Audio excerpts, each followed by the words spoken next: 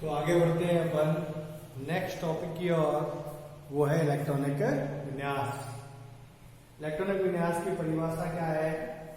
किसी परमाणु के कोष या कोष में इलेक्ट्रॉन भरने का क्रम इलेक्ट्रॉनिक विन्यास कहलाता है। तो अभी मैं आपको एक बात फिर से बता देता हूं, ये आपके पास परमाणु की संरचना में जो केंद्रीय भाग है वो नाभिक है, और नाभिक के बाहर जो आपका ये वृत्ताकार कोष है ये है प्रथम कक्षा।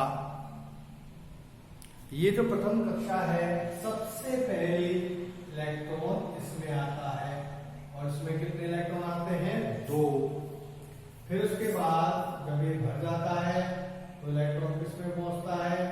दूसरे कोष में L। कितने पहुंचते हैं? 8। फिर उसके बाद तीसरे कोष में क्या नाम है? M। कितने पहुंचते हैं? 18। इसी तरह से चौथा जो कोष है उसका नाम है N। इसमें कितने इलेक्ट्रॉन पहुंचते हैं? 32। इस तरह से K के बाद L, फिर M और फिर N।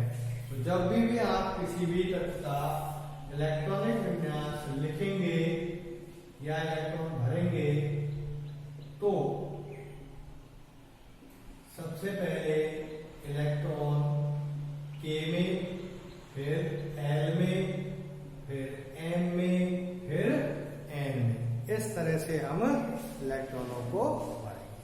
तो अब हम जो छोटी क्लासों में जब हम बात करते हैं 9th में, 8th में, 10th में, तो हम आवर्त सारणी में 1 से लेकर 118 तत्व जो खोजे जा चुके हैं उनके बारे में ही अध्ययन करते हैं, और उनमें हम मेनली जो है 30 तत्व, शुरू के जो 30 तत्व हैं इनको ही ज्यादातर पढ़ते हैं। अब जब बड़ी क्लासों में हम आगे बढ़ते हैं, 11वीं और 12वीं की तरफ हम बढ़ते हैं, तो यहाँ अपन को लगभग पूरी आवर्त सारणी याद होनी चाहिए। इसके लिए विभिन्न प्रकार की ट्रिक्स होती हैं जिनके द्वारा इस आवर्त सारणी को याद किया जाता है। ये हम हमारे अगले वीडियो में आपको सिखाएंगे, लेकिन पहले हमें जो रिडॉक्स रिएक्शन पढ़नी है उसके लिए जो हमें बेसिक चीजें चाहिए वो हम यहाँ पर देखेंगे। इलेक्ट्रॉनिक विन्यास को भी दोबारा से पढ़ा जाएगा जब हम पाठ नंबर 2 हमारा जब पढ़ेंगे परमाणु संरचना। तो परमाणु संरचना में हम आपको विभिन्न प्रकार के मॉडल और किस तरह से परमाणु के अंदर जो कोश है, कक्षक है, उनके बारे में वैज्ञानिकों ने बताया, उसके बारे में हम पढ़ेंगे। फिर इनमें किसी भी परमाणु के अंदर किस प्रकार से इलेक्ट्रॉन भरे जाते हैं उसके बारे में भी हम पढ़ेंगे। इलेक्ट्रॉनिक विन्यास के बारे में भी पूरा अध्ययन करेंगे। तो देखिए, अभी तक जो मैंने आपको समझाया है, जो पॉइंट्स मैंने आपको उठाए हैं, उस पॉइंट्स के आधार पर हम बात करते हैं तत्वों की। ये जो तत्व हैं सभी विद्यार्थियों को लगभग 1 से 30 तक तत्व सभी को क्रम वाइज आने चाहिए, क्योंकि यदि क्रम विपरीत हो गया तो परमाणु क्रमांक भी चेंज हो जाएगा, और परमाणु क्रमांक यदि चेंज हो गया किसी तत्व का तो प्रोटॉन भी चेंज हो जाएगा, इलेक्ट्रॉन भी चेंज हो जाएगा, और इलेक्ट्रॉनिक विन्यास भी चेंज हो जाएगा, गुणधर्म भी चेंज हो जाएंगे। इसलिए विशेष ध्यान रखें कि जब भी आप तत्वों का अध्ययन करें तो क्रम से ही करें। पहला तत्व जैसे हमने लिया हाइड्रोजन, तो हाइड्रोजन के बारे में आप जानते हैं हाइड्रोजन का पहला परमाणु आवर्त सारणी का उसका परमाणु क्रमांक कितना होता है? 1।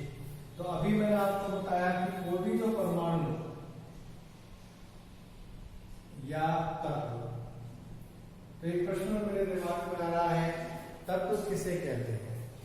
तो परमाणु की जब हम बात करते हैं तो परमाणु की तो बेसिक परिभाषा अपन लेते हैं कि पदार्थ का सबसे छोटा कण, सूक्ष्मतम कण परमाणु कहलाता है। लेकिन जब ये एक ही प्रकार के कण किसके रूप में रहते हैं? समूह के रूप में रहते हैं। एक ही प्रकार के 10, 20, 50 कई सारे कण एक समूह का निर्माण करते हैं, तो समूह को क्या कहते हैं? अपन तत्व कहते हैं। तो यहाँ जो अपन बात करते हैं या अपन परमाणु कह दें चाहे अपन तत्व कह दें। जब तत्व कहेंगे तो एक ही प्रकार के, एक से ज्यादा परमाणु की बात करेंगे, और जब परमाणु कहेंगे तो केवल एक की ही बात की जाएगी। लेकिन हम ज्यादातर तत्व के रूप में ही किसी भी पदार्थ को देखते हैं। तो हाइड्रोजन का जो प्रतीक होता है, सिंबल, वो क्या होता है? H। परमाणु क्रमांक 1 होता है। हम जानते हैं कि तत्व या परमाणु कैसा होता है? उदासीन। और उदासीन परमाणु के लिए Z बराबर P बराबर E। इसलिए अगर ये 1 है तो ये भी 1 है और ये भी 1 है। तो अगर अपन हाइड्रोजन का परमाणु बनाए तो क्या परमाणु बनेगा? ये नाभिक बना दिया, ये कोश बना दिया। कितने कोश बनाऊंगा मैं? 1। क्यों बनाऊंगा मैं 1 कोश? क्योंकि मेरे पास इलेक्ट्रॉन एक ही है, और एक ही इलेक्ट्रॉन है तो हम जानते हैं कि पहला जो कोश उसमें कितने आ सकते हैं? 2। और आपके पास कितने? 1 तो पहले में ही आ जाएगा। तो इसलिए पहला कोश आपने बना दिया, कितना इलेक्ट्रॉन रख दिया? 1। तो कैसे कहेंगे आप कि ये कौन सा कोश है? K। और इसमें कितने इलेक्ट्रॉन है? 1। तो इसका इलेक्ट्रॉन विन्यास क्या हो गया? K। और नीचे लिख दिया इसके 1। तो इसका मतलब K में कितने इलेक्ट्रॉन है? 1। और ये क्या कहलाता है? इलेक्ट्रॉनिक विन्यास। में परिभाषा पे जाइए। किसी परमाणु के कोश या उपकोश में इलेक्ट्रॉन को भरने का क्रम, ये क्या कहलाता है? इलेक्ट्रॉनिक विन्यास। तो यहाँ पर अपने भर दिया, क्या भरा? K में 1। तो इलेक्ट्रॉनिक विन्यास क्या हो गया? K 1। इसी तरह दूसरा तत्व हाइड्रोजन के बाद हीलियम। हीलियम का प्रतीक होता है He। परमाणु क्रमांक हो गया 2, प्रोटॉन हो गया 2, इलेक्ट्रॉन तो कितने इलेक्ट्रॉन है? 2। किसमें भरेंगे? इसमें। तो कैसे लिखेंगे? K। और इसमें कितने इलेक्ट्रॉन? 2। तो अगर अपन इसका बनाए तो कैसे बनाएंगे? ये नाभिक बना दिया, ये पहला कोश, कितने इलेक्ट्रॉन कर दिए इसमें? 2। तो इस तरह से ये K में 2। इसी तरह से लिथियम की बात करें तो लिथियम Li 3 और 3। तो कितने इलेक्ट्रॉन है? 3। अब देखिए यहाँ पर ध्यान से, K में कितने आएंगे? 2। अधिकतम 2 ही आ सकते हैं, 3 क्यों नहीं भरे? मैंने आपको बताया नियम क्या है कि पहले कोश K में अधिकतम 2 ही आते हैं। तो अब कितने बच गए? अब बच गया 1। तो वो किसमें जाएगा? L में। और कितना आ गया? L में 1। तो कैसे बनेगा ये नाभिक, ये पहला कोश और ये दूसरा कोश। तो इसमें कितने इलेक्ट्रॉन आ गए? 2। इसमें आ गया। तो K में कितना आ गया? 2। L में कितना आ गया? ये क्या कहलाएगा? इसका इलेक्ट्रॉनिक विन्यास। लिथियम के बाद बेरिलियम। Beryllium Be 4। फिर 4 और कितने इलेक्ट्रॉन है? 4। तो बताइए K में कितने आएंगे? 2। L में कितने बच गए? अब 4 में से 2 बच गए, ये इसमें आएंगे। तो इसका परमाणु बनाएंगे, ये नाभिक, पहला कोश, ये दूसरा, 2 इसमें आ गए, 2 इसमें आ गए। इसी तरह बेरिलियम के बाद boron B, carbon C, nitrogen N, oxygen O, fluorine F, neon N।